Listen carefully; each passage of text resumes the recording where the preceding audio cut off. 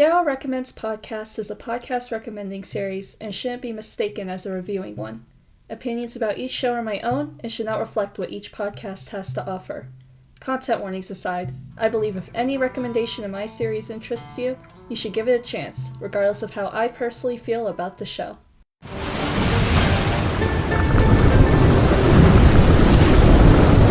Appa! Jump! Nidiliswa! Go! Appa! Nidiliswa!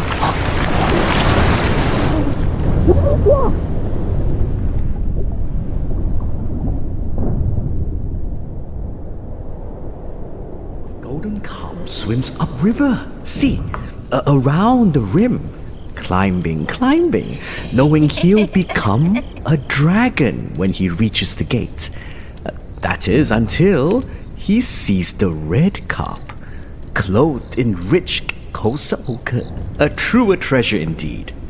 And married now. Inky Betha pinned with beads. On the patterns of this plate, the lovers swirl and swirl. Destiny changed until they bear their own little carp. Alestis carries her wares across the sea, occasionally taking in travelers. As these travelers become more permanent residents, Alestis has to decide what she wants to do with this new community that has made its way on board. Trice Forgotten is a historical fiction comedy podcast about trade merchants and pirates. The show follows Alestis' story while also including introspective episodes that talk about decolonizing nautical history, queer relationships in terms of POC stories, and how they went about creating the show. Trice Forgotten is currently one season with no news yet of a second one, but I sure hope that they do a second one because I enjoyed this show a whole lot. I like Rusty Quill's work and the writing and the acting and the cast and just everything about most of Rusty Quill's shows is just so good. But this is probably one of my most favorite of their newer shows that's come out in the last couple years. Definitely one that I feel like is like one of the most underrated shows it has. It's just a very well done piece of storytelling and gives a lot of its main cast of characters enough spotlight to make them interesting and not overshadowed by other characters' plots. It includes just enough tidbits of characters in the first season to make you want more without giving away too much, so it makes it like, what else are you going to do with these characters? And I think it's just really nice. Although this season does focus mostly on Alestis and Siva, in my opinion, I still think that it does a good enough job to give us enough intrigue about both Alestis and Siva for us to want to continue to follow their story into season 2. And not just that, but with the other 3 side characters in the crew, I wouldn't say side characters, they're main characters, like Baker, Inez, and Nor. I'm just very invested into seeing what they do for season 2, if they are allowed to do it, because I need a season 2 for this show. I really liked Trice Forgotten. It was super good. And although it's a historical comedy podcast, it has some of the most heart-wrenching storylines involving some of these characters. I feel so bad for my poor boy Siva. In case you can't tell, he's my favorite. I love him so much. He's such a good boy, but oh, my sweet poor child. The show just is so well done, and I really hope that they continue on with it. I am desperately waiting for news of any future episodes, hopefully. And just one of the things that I really like about the show is this has a huge queer cast of characters, but I love the gender fuckery that happens in the show, where it's just characters, there's gender fluid characters, there's non-binary characters, and it's just like, there's just a nice way about how Trice Forgotten writes its genderqueer characters that I'm just love it. I love it so much, especially in something that's a historical comedy podcast where one of the main themes in it is colonization, specifically British colonization. And it's just done really well. It doesn't rely on tropes that like you see in like queer relationships with like bigger shows. I always in my head whenever I think about it, I think of like HBO shows like Game of Thrones-esque, like queer relationships, queerness in just anything has to always have like some kind of like homophobic backlash or whatever, and I find it annoying, and I love it. Like it's honestly bars on the floor, and I never had this trouble really with podcasts, but I just like it when you could do like some kind of like piece of historical fiction without just having to be like, oh, but of course they gotta be bigoted in some point. It's just ugh. And the cast for the show is so good. Everybody does such a great job in this show. I love, like, honestly, I feel like some of my favorite performances has to do with Lori Ann Davis and Tim Meredith, as well as Naomi, all three of them playing such good villains.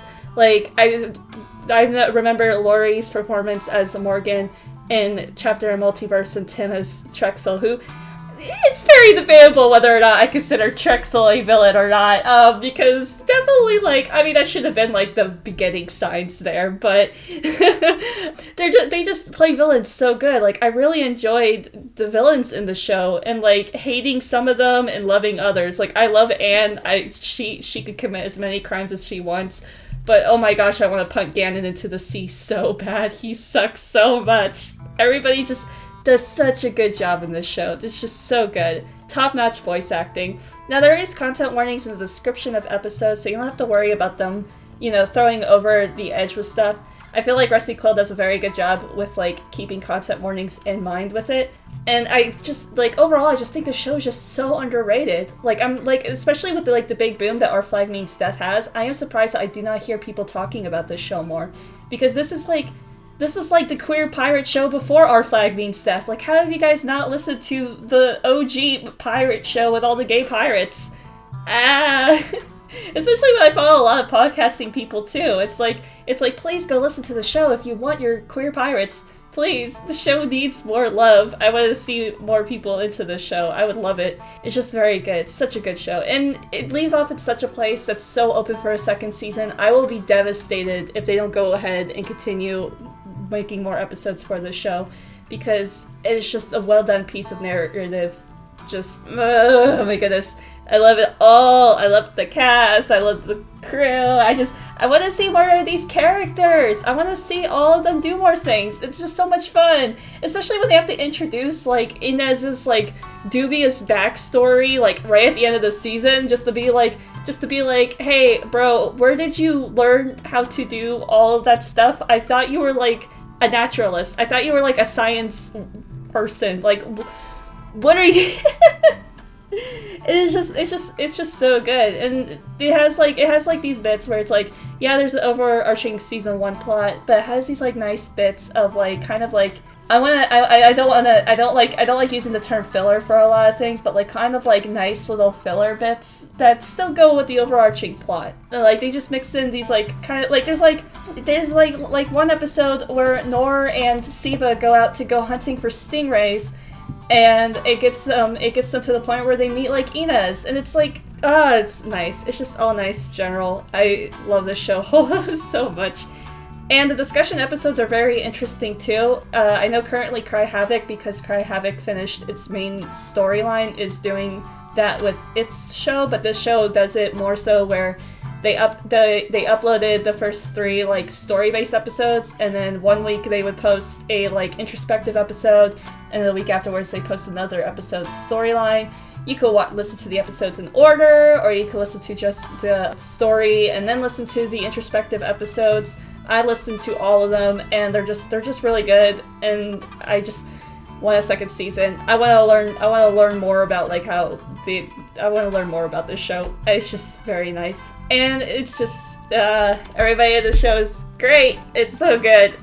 And I have one friend who I talk to who listens to the show, and I'm just like, I need more people to talk about this show with. Go listen to Trice Forgotten.